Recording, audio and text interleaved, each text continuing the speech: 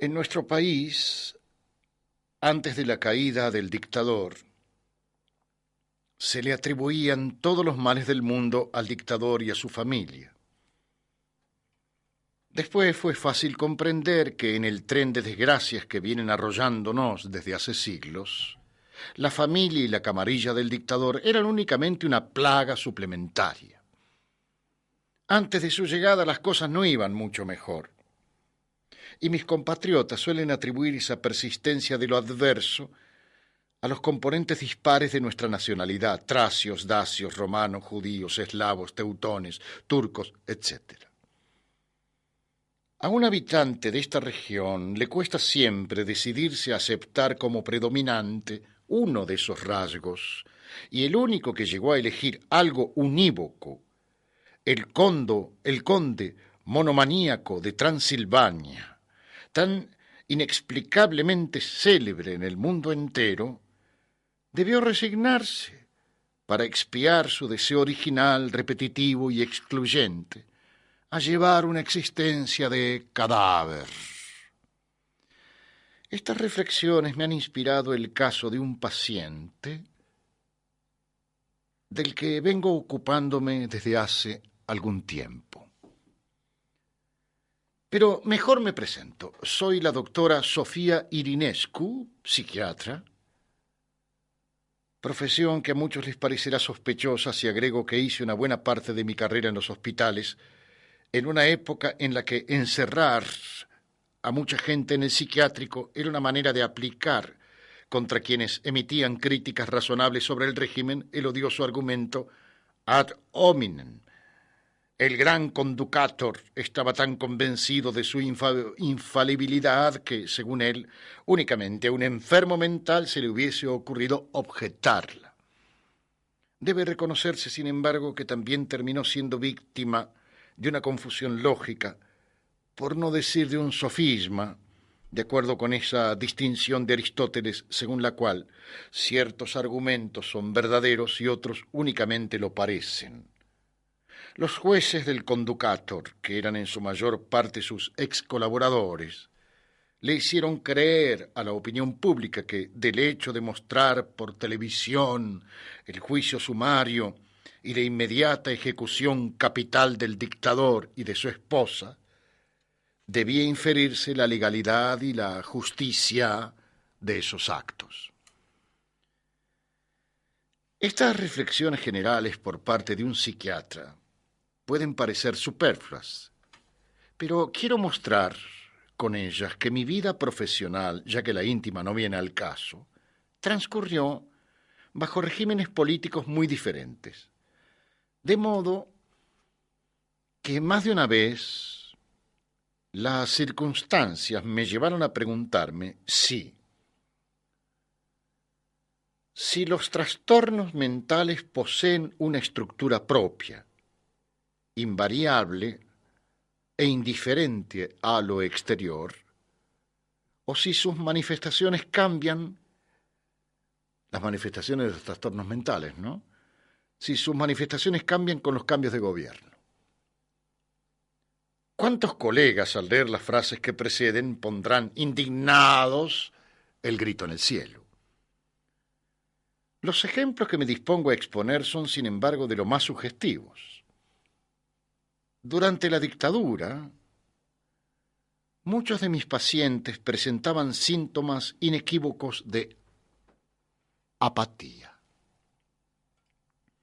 Poco a poco, la apatía los iba agostando hasta volverlos casi inexistentes. Durante años, los agotaba, los devastaba el desgano. Todo objetivo les parecía más que inalcanzable, inútil o superfluo. Al principio atribuían esa incapacidad de acción a algún gusano misterioso que los iba royendo desde dentro, pero cuando el mal, por decirlo de algún modo, maduraba en ellos, creían encontrar la causa no en su propio ser, sino objetiva y general, ineluctable, en el mundo. El esfuerzo que cuesta siempre la satisfacción de algún deseo el mundo, según ellos, una pobre chafalonía sin brillo, no se lo merecía. Como consecuencia, la fábrica de apetitos en su interior se había detenido, transformándose en una ruina recóndita, herrumbrada, polvorienta. Vuelvo atrás un poquito. El esfuerzo que cuesta siempre la satisfacción de algún deseo, el mundo no se los permitía. No, el esfuerzo que cuesta siempre la satisfacción de algún deseo, el mundo, según ellos, una pobre chafalonía sin brillo, no se merecía semejante esfuerzo, el esfuerzo de la consecución de un deseo. Como consecuencia, la fábrica de apetitos en el interior de estos pacientes psiquiátricos se había detenido, transformándose en una ruina recóndita, herrumbrada, polvorienta. Más aún, como hasta para sondearse a sí mismo hace falta el estímulo de algún deseo, ocupados como estaban en deplorar la nada gris del exterior de la dictadura, ya ni siquiera se asomaban hacia adentro, olvidando hasta la existencia misma de esa fragua escondida entre las cenizas. Como eran escasos los días en que un paciente de esa clase no se presentara en el hospital, y como, si bien es cierto que a veces los disturbios mentales pueden ser contagiosos, los fundamentos de la doctrina que practico me prohíben atribuir esa abundancia a una epidemia. Mis investigaciones se orientaron hacia otras causas posibles. Y al cabo de cierto tiempo me pareció vislumbrar una solución que, desde luego, menos por temor de una repercusión política que por el de desacreditarme ante ciertos colegas, me abstuve de comentar en público. En nuestro país, regido por planes quinquenales y por campañas masivas de propaganda y de movilización, era por aquel entonces el gobierno el que administraba los deseos de sus habitantes. Los proyectos colectivos volvían innecesarios a los proyectos individuales. El desarrollo de la petroquímica, el rendimiento agrícola, la revolución cultural debían imantar la personalidad entera de los individuos, orientando todas sus energías y sus esperanzas en ese sentido.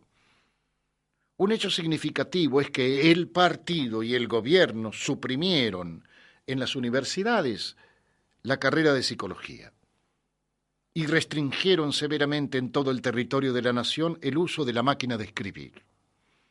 Parece evidente que, a fuerza de proponer planes comunes, el gobierno terminó por convencer a una buena parte de los ciudadanos de que los proyectos personales eran innecesarios, lo que originaba en ellos ese intenso desapego de sí mismos y del mundo que los inducía, al cabo de cierto tiempo de inmovilidad, a requerir, como última carta, mis servicios de psiquiatra. Fue el caso de un joven que la familia me trajo una mañana. Aunque estábamos en la misma pieza, él parecía ausente, como si habitara un lugar remoto y gris, enterrado vivo bajo los pliegues rocosos de su apatía. Como tantos otros que había examinado durante años, refractarios a los tratamientos químicos, a las exhortaciones morales, a los discursos vitalistas, su caso me pareció a primera vista sin salida, y fue con cierto asombro que al cabo de algunos meses de visitas infructuosas empecé a notar en él cierta mejoría. Varios colegas me informaron que le sucedía lo mismo a muchos de sus pacientes. Cierta mejoría.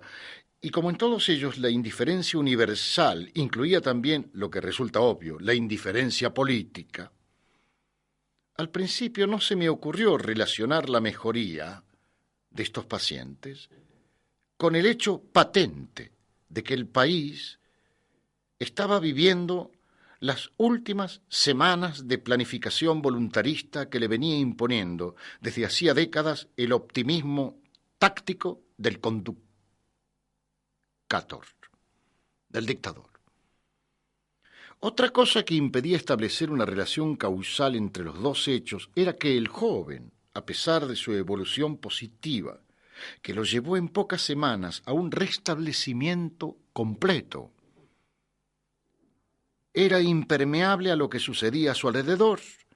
Se mostraba dispuesto, según sus propias palabras, las de un discurso breve, aunque un poco exaltado, que pronunció el día que le dimos el alta, dispuesto a vivir plenamente su vida, pero resultaba claro que lo que ocurría a su alrededor, el derrumbamiento de algunas estatuas y la erección de otras que vinieron a ocupar el lugar de las primeras, eso no le interesaba para nada.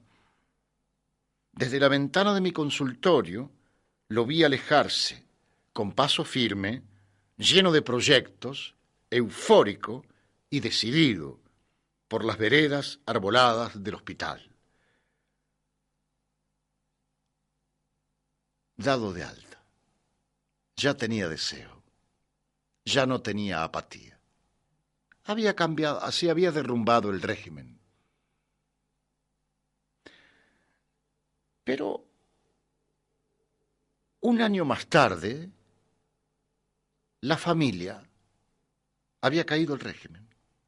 Un año más tarde, político. Pero un año más tarde, la familia lo volvió a traer. Eran tiempos difíciles para la medicina pública. El exceso de gobierno del pasado lo suplantó un desorden comprensible. La unidad ilusoria de la patria, predicada hasta la náusea por la propaganda del régimen depuesto, se descompuso en la variedad hormigueante de sus componentes. Los individuos eran los mismos, pero tal vez no era únicamente el oportunismo lo que los hacía adoptar posiciones que estaban en total contradicción con las que habían sostenido unos meses atrás. La más omnipresente del partido único se fragmentó en una infinidad de grupúsculos que reivindicaban hasta los más contingentes particularismos, y eso hacía que resultara difícil formar un gobierno estable cuyas autoridades expresaran en todos sus matices las apetencias del público.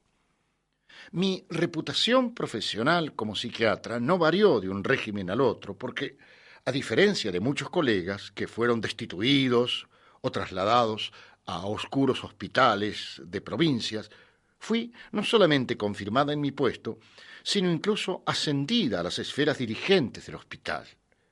Tal vez el ejercicio imparcial y desinteresado de la ciencia y del arte sea en nuestra época la única forma de probidad política. Mi paciente me había preparado una sorpresa. Desde hacía 2 o 3 meses, la misma imposibilidad de actuar de los tiempos pasados había vuelto a apoderarse de él. Apatía, otra vez.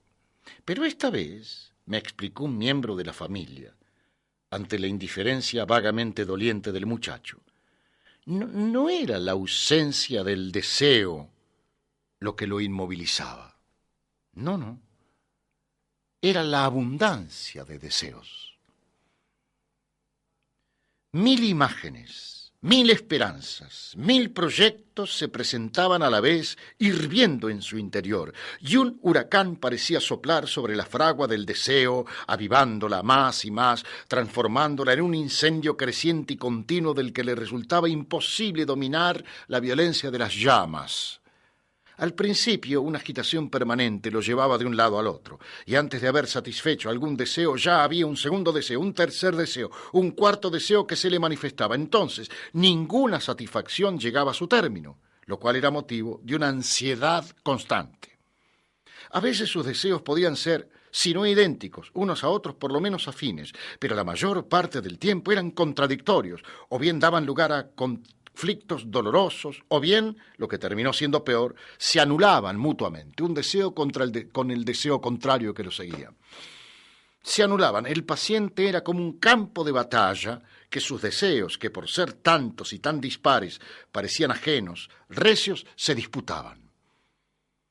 Crecían y morían imprevisibles y efímeros como hongos venenosos, o aparecían de pronto viniendo desde la oscuridad ubicua y sin fondo que parece engendrarlos, siempre perseguidos por la jauría de los de su misma especie, en la que cada uno de los miembros quería devorarlos, o se desprendían de la hoguera que se había avivado súbita en su interior, como chispas que brillaban una fracción de segundo en la negrura y de inmediato se desvanecían otra vez en ella.